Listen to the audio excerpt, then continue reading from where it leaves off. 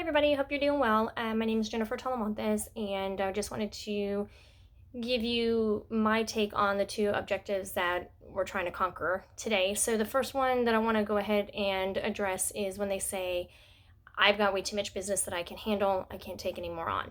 So, I take a second and I always compliment them and say, oh, that's a great position to be in. Not a lot of people that I talk to can really say that. So, that's amazing. And I'd love to talk with you to see what you're doing.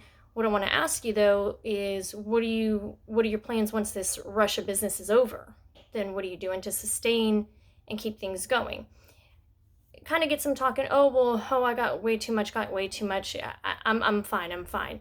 So then I always have to go back and say, okay, well, the way that you're telling me, oh, I've got too much business, you still have a lot of stress in your voice. So what I want to ask you then is, are these jobs that are building up your income or building up for your retirement, or these kind of jobs that are coming in, are they just feeding your pipeline? Are they just sustaining you to pay your bills?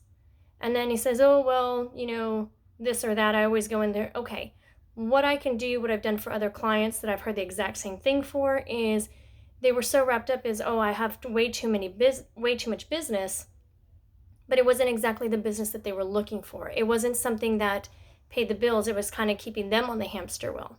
So what I do is I ask him, let me get 5 minutes of your time. Let me show you some numbers that I've pulled in the area. Instead of getting all these little jobs that are going to keep you on the hamster wheel, what if we were able to alleviate some of the little jobs and bring in the high pay and jobs? That would fill your pocket a little bit more and you're not so stressed. So when you say, I've got too much business, you say it with a smile in your voice, like, I'm making way too much money. That kind of gets them talking, breaks the ice a little bit, and that's kind of how I'm able to conquer that objection.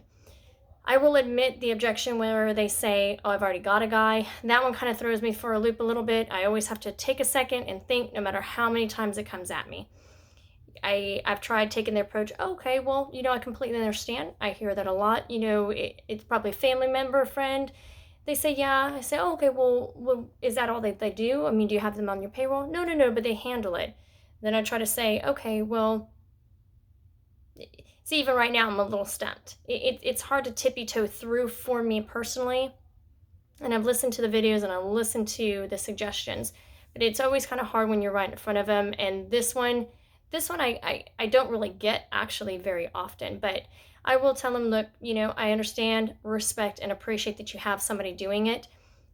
However, it is a huge undertaking, and then I go through all the different changes that Google requires, all the rules and regulations, and I tell them if they're designated to doing that for you 24/7, and then they'll say, oh no, he does it on the side.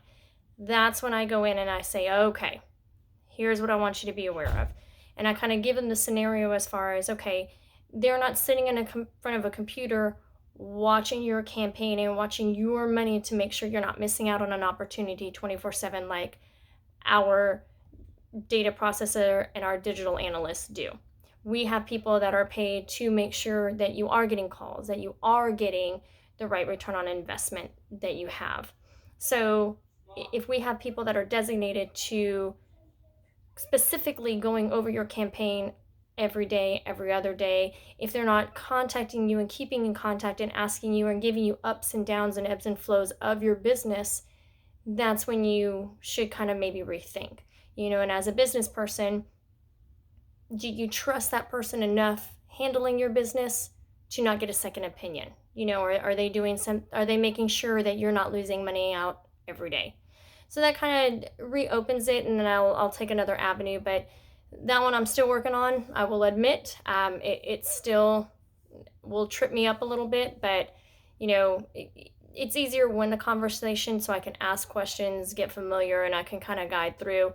But that one still, I have to admit, always trips me up. So those are my objections. That's kind of how I handle them, and just practice makes perfect. But every day I think I've heard the right objection, and I always get another one. So I look forward to the videos, and this is my video. Thanks.